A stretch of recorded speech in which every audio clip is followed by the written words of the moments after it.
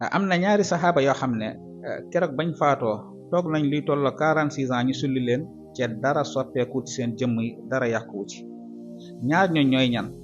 kenn ki moom la ñuy wax Abdullah ibn Amr di wéyjur ci Jaabir ibn Abdullah di saxaabi jalil, ak ki nga xam ne moom la ñuy wax Amr ibnul Jumuh.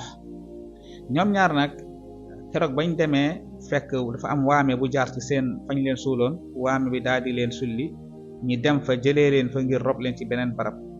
bañ fa demee dañoo fekk dara soppeeku ci seen jëmm yi.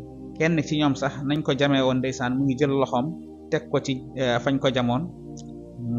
gaa yi nee nañ nañ ko fekkee fekkuñu loxo bi teggeeku. am na sax ñu jéemoon teggi loxo bi ngir tàllal ko, waaye buñ ko teggee da koy delluwaat fi jam-jam bi nekkoon.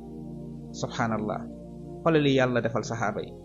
ku ñu suul 46 ans dara soppeeku ci sa jëm.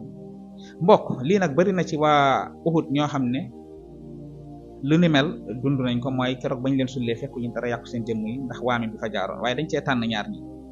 beneen ba ca topp mooy ñii ñooy ñi nga xam ne ñoo taawu woon diine ji, ñii ñooy ñi nga xam ne ñoo àndoon ak yeneen bi, ñii ñooy ñi nga xam ne ñoo doon woote keroog ba woote jafee, keroog ba woote méttee, ñii ñooy ñi nga xam ne ñoo doon dund ak yeneen bi keroog ba alquran di wàcc. subhanallah, mbokk ñii ñooy saxaaba yi nga xam ne yeneen bi dénk na ngir ñu fonk leen, ngir ñu topp leen, ngir ñu roy leen, ngir ñu topp tam seen njàngale maadaama wutewut ak njàngale yeneen bi, te ñoom duñu jàngale lu wuteeg njàngale yeneen bi alayhi salaatu wasalaam. mbokk ñii ñu mat a xam lañ, waaye malheureusement maal asaf la ëpp ci jullit ñi dañ leen réere. subhanallah, wasalaamu aleykum wa rahmatullahi wa barakaatu.